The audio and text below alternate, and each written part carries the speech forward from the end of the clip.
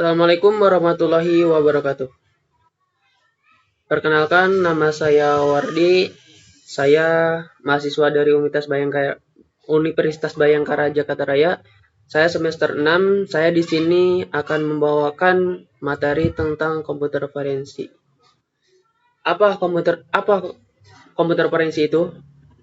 Adalah salah satu ilmu cabang forensik yang berkaitan dengan bukti legal yang ditemukan pada komputer dan media penyimpanan digital.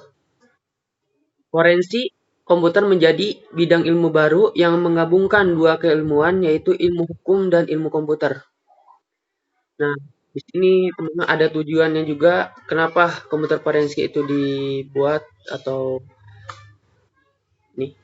Tujuan dari komputer forensik adalah untuk menjabarkan keadaan kini dari suatu artefak digital.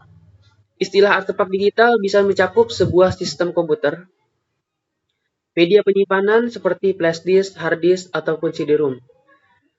Semua dokumen elektronik, misalnya sebuah pesan email atau JPEG, atau bahkan sederet paket yang berpindah dalam jaringan komputer. Penjelasan bisa sekedar ada apa di sini sampai serinci apa urutan peristiwa yang menyebabkan terjadinya situasi kini. Secara umum, kebutuhan komputer forensik dibagi dalam beberapa bagian kebutuhan, seperti keperluan investigasi tindak kriminal dan perkara pelanggaran hukum, rekonstruksi,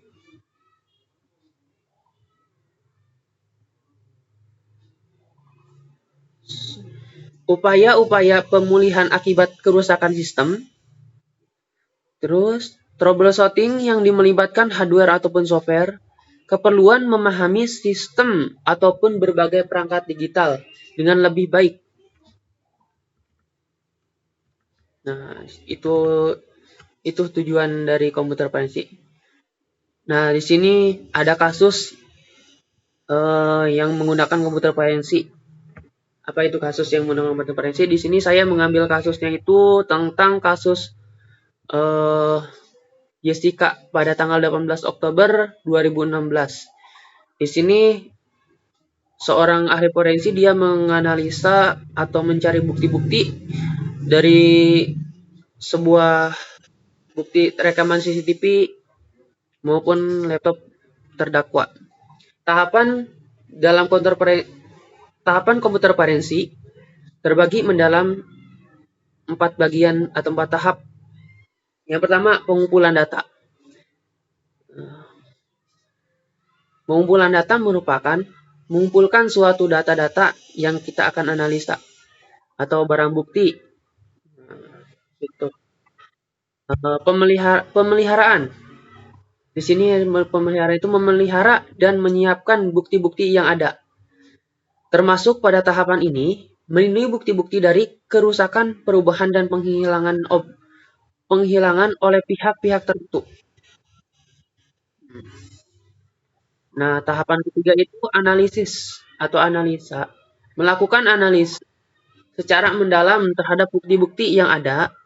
Bukti yang telah didapat perlu diekspor kembali ke dalam sejumlah skenario yang berhubungan dengan tindak pengusutan.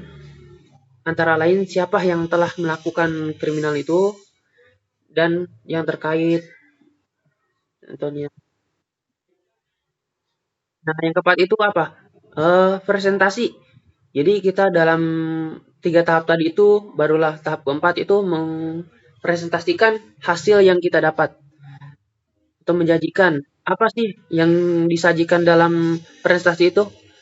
Tanggal dan waktu terjadinya pelanggaran, tanggal dan waktu pada saat investigasi,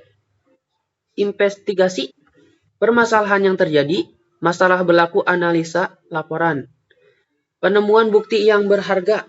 Pada laporan akhir, penemuan ini sangat ditekankan sebagai bukti penting proses penyidik. Teknik khusus yang digunakan contohnya password cracker, bantuan pihak lain, Nah, di sini ada tool forensik. Di sini saya mengambil toolnya itu Trigger Forensik.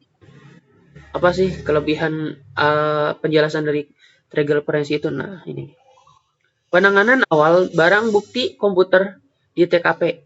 Kegiatan yang dilakukan secara elektronik dapat diselidiki dengan cara metodologi analisis forensik digital. Live Digital Forensic Tool digunakan untuk pengumpulan bukti digital dan investigasi kegiatan berbahaya yang terjadi pada sistem mandiri ataupun jaringan. Data yang berada pada komputer ataupun perangkat IT dikumpulkan pada langkah pertama.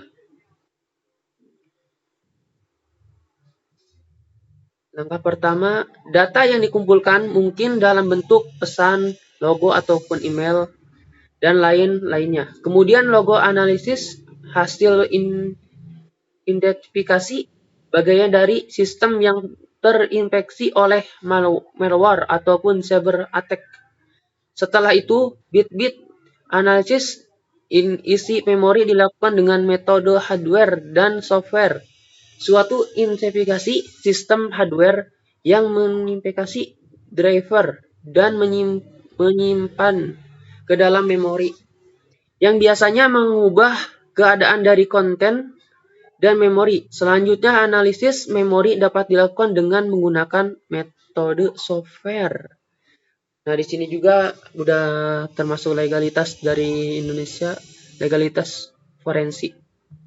Teori pembuktian menurut undang-undang secara negatif inilah yang kehilangan dianut oleh hukum acara pidana Indonesia sebagai bagaimana tertuang dalam pasal 183 KUHP.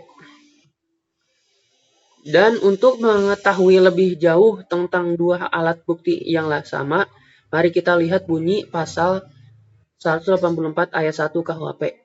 Alat bukti yang sah ialah keterangan saksi, keterangan ahli, surat petunjuk, keterkaitan terdakwa. Mungkin cukup sekian pembahasan dari saya. Kurang lebihnya mohon maaf. Assalamualaikum warahmatullahi wabarakatuh.